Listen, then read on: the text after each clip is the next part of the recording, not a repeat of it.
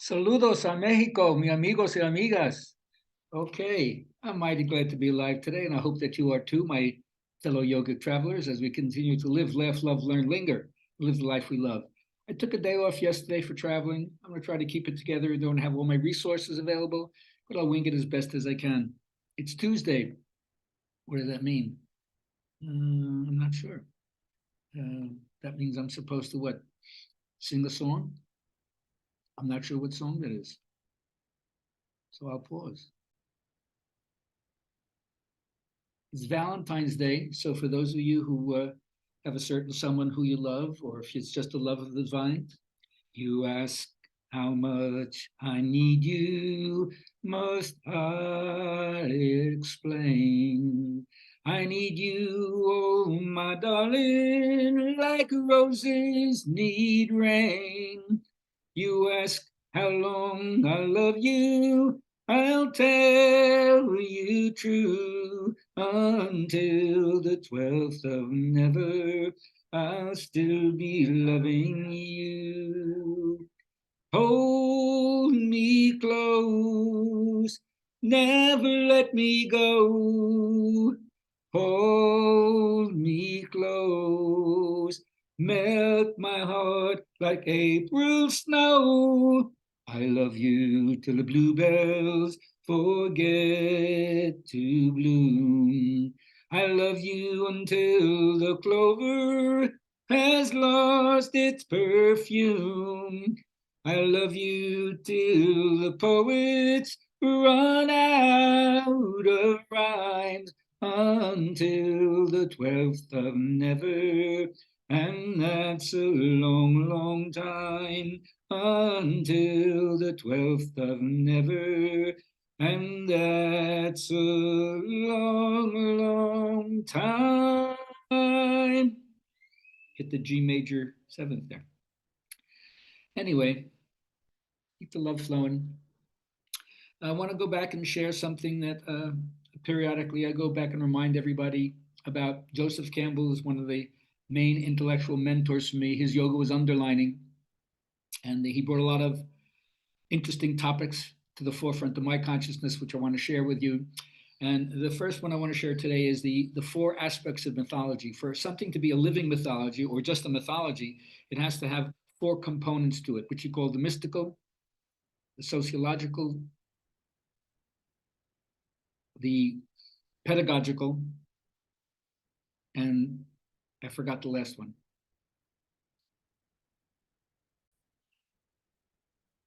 Had a brain melt there. It's cosmological is the last one. So it's the mystical, the cosmological, the sociological, and the pedagogical. I like because it all rhymes there at the end, so it's easy to remember.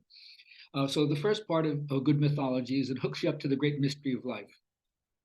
There's a point past which the mind just can't go. It's just the super essential darkness, the abyss out of which everything comes, the ultimate black hole. Everything gets absorbed in there. So who's left to say anything about it? But that's the first thing it does. It hooks you up to that mystery and it makes you say, yes, are you in? Are you willing to say yes to the whole deal of what life is, which is life and death, joy and suffering? Most people are hedging their bet and they're kind of tiptoeing through, like they don't want to really ground themselves and recognize, yes, I'm in all the way and with all that stands for. That's the first thing. It helps reconcile you to the great mystery. Then it gives you a cosmological perspective. It explains to you, how did we get here? Where is here?